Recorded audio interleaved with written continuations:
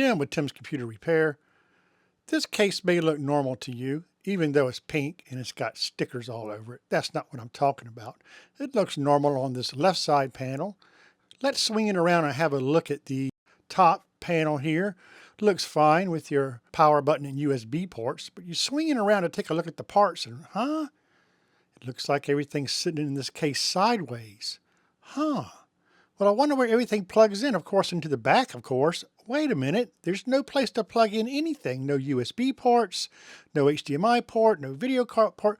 So in this case, where does everything get plugged into? Well, actually, it gets plugged in up top, as you see here. Now, why a company would design a case like this, I'm really not sure. I mean, exactly what are you saving here? All the cables are up top, as you see here, and you still have cables sticking out of the back. So I really don't understand this design. Leave a comment and let me know what you think. And don't forget to subscribe.